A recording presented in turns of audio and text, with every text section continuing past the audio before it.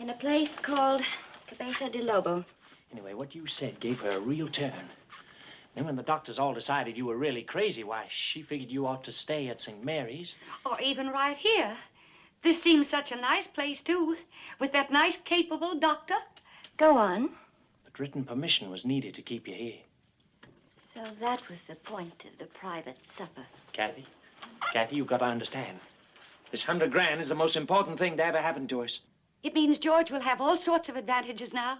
Things we couldn't give him since 1929 killed your father. And our nest egg. Mother, you didn't sign those papers. You didn't commit me to Lion's View. Not yet.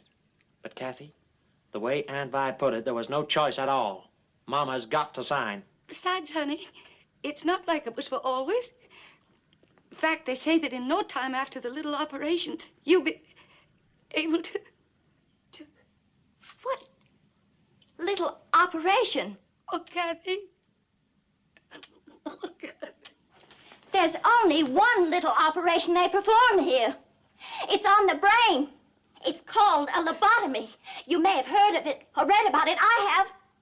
It's that nice young doctor's specialty in cases of hopeless lunacy. He bores holes into the skull and operates on the brain. Oh, honey, please don't talk about it. Please. You can't. You can't let them. Stop carrying on like it's the end of the world. Stop, What's all the fuss? They say it don't hurt at all. Don't let I'm worse than having your tonsils out or something. And then afterwards, you're all right again. Kathy. Oh, Kathy.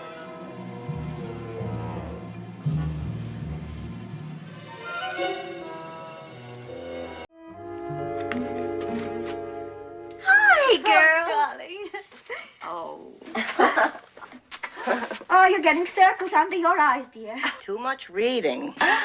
Dear Mrs. Thurber, Well, how's church? why don't you go sometime and find out? Oh, coffee. Just what I need. I bet. Now, Francis. You know Gloria's always been a big coffee drinker ever since she was little. Oh, that's a perfectly lovely suit, dear. Have I seen it before? No. I picked it up at the designer's last week. Had it in the trunk of the car. Must be hard changing clothes in one of those foreign car trunks. The model agency sent some dresses. One of them they want you to wear to 3 different places tonight.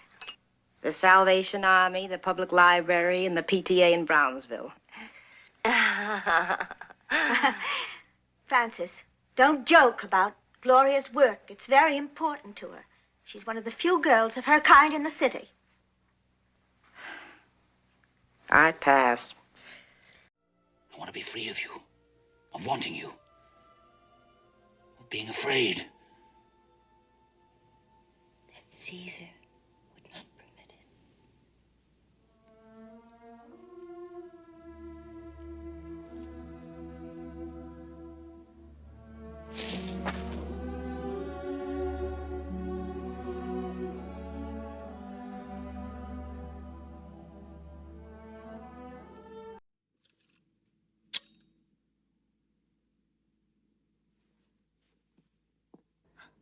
What a nice little story, dear.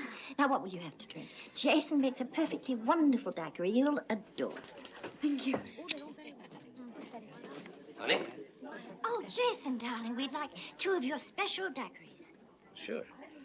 Are you all right? I'm fine, Jinx. You sure? Yes. That's great. Thank you, Miss Brewster. Marina, darling, I didn't see you. Why, Lola, what a delightful surprise. Looking lovely as always. Of course, there are fewer lights on than usual. In fact, any fewer, and I'd need a seeing eye dog. Oh, I shouldn't bother to buy one, dear. In that wig, you could play Lassie. Same adorable sense of humor. And I'm so glad to see you not only kept your gorgeous figure, but you've added so much to it. What are you doing here so early, dear? I thought the plastic surgery seminar was in Switzerland. Actually, darling, I couldn't wait to begin our little movie. You know the saying, once an actress, always an actress. Oh, I do know the saying. But what does it have to do with you? Cute angel. So do tell, how does it feel to be back after being away so long? love your outfit, darling. Drink, Mrs. Babcock. Mr. Rudd is getting me one himself, thank you. What are you supposed to be, a birthday cake? Too bad everybody's had a piece. Right, can we have a big smile, please, ladies? Chin up, darling. Both of them. A little bit closer, please, ladies. Lola, dear, you know there are really only two things I dislike about you. Really? What are they? Your face. Thank you. One daiquiri special. Oh, thank you very much. I've never really tried one before. Enjoy it. Here you are, my dear. Oh, thank you, darling. Now then, how are my two favorite stars? You fell in love with Sebastian, didn't you, last summer? I tried to give him what you had always given him, the tender understanding and the love you gave My him. son and I had a rare and wonderful love and trust between us. A sort of contract, a covenant between us. Oh, I know. He broke it. He broke about that the covenant between us when he broke away from me and took her, not me, to travel with him while he created his poem.